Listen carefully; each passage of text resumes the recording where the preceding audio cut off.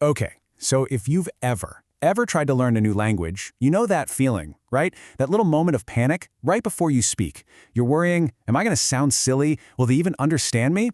Well, today we're diving deep into a question that causes so much stress for language learners. Is a perfect accent really all that necessary? You know, this feeling actually has a name. Let's call it accent anxiety. It's that super common fear of making a mistake, of not sounding like a native speaker. But let's be real, how much does that actually matter in the grand scheme of things? And this image, wow, it just captures that feeling perfectly. You've done the work, you've learned the words, you know the grammar rules, but then someone speaks to you and it's like your brain just hits the pause button. You're so busy trying to get the pronunciation just right that you completely lose the actual conversation. It's a feeling I think a lot of us know. So this all brings us to the big question for today, pulled straight from our source material. How important is it, really, to have a good accent? And for that matter, what even is a good accent anyway? It's a trickier question than you might think, so let's explore it. You know, sometimes the best way to tackle a big question like this is to look at a small, personal story. And we've got a fantastic one here that really gets to the heart of this whole dilemma, the battle between perfection and just plain communication. All right, so meet Josie. This is an email she wrote to her friend about her new French class, and you can just feel her frustration, right? She's talking about all these tough grammar rules, new words she just can't seem to pronounce, and that general feeling of being totally overwhelmed. But then, she shares this amazing little piece of advice from her teacher. And boom, there it is. This right here is the absolute game changer. Just as long as people can understand me. That simple idea from her teacher just flips the entire goal of learning a language on its head. It's not about being perfect, it's about making a connection. This really gets to the core of it. Real, effective communication is about so much more than just perfect grammar or a flawless accent. And actually, Josie's own email is the perfect example of this in action. Let's just break it down. Even though Josie's worried about her French, look at how great she is at communicating in this email.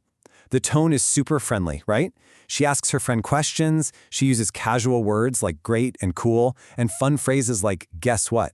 She even adds a smiley face. This is how real people talk. This is connection. So this really sets up a choice, a kind of fork in the road for anyone learning a language. Are you aiming for absolute perfection? Or are you aiming for communication? Let's take a look at what these two very different mindsets really mean.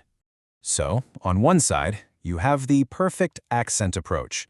This usually means you're striving to sound exactly like a native speaker, and you're probably pretty afraid of making mistakes, which, by the way, can totally stop you from even trying to speak. But on the other side, if your focus is on being understood, the whole game changes. The goal is simply to be clear enough for the other person to get what you're saying.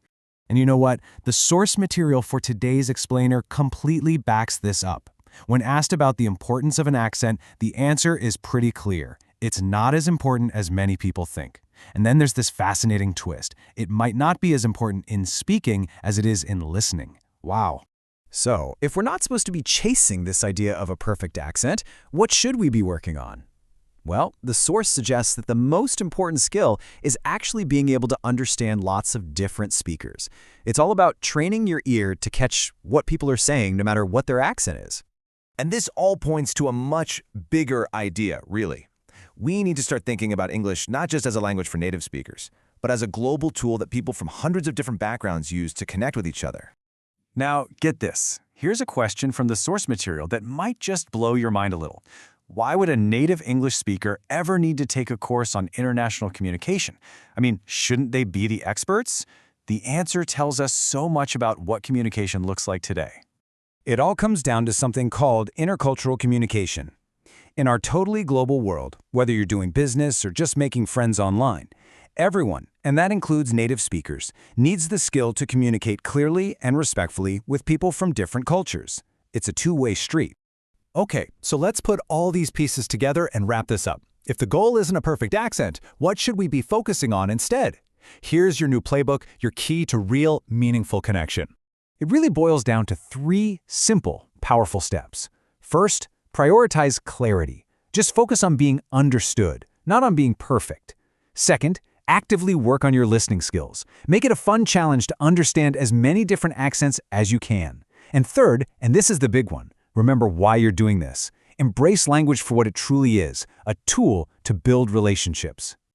In the end, this isn't about getting rid of your accent. Your accent is part of you. It's about using your voice, whatever it sounds like, to share your ideas, to learn new things, and to connect with other human beings. So I'll just leave you with this final thought. With this new mindset, what amazing connection are you going to make first?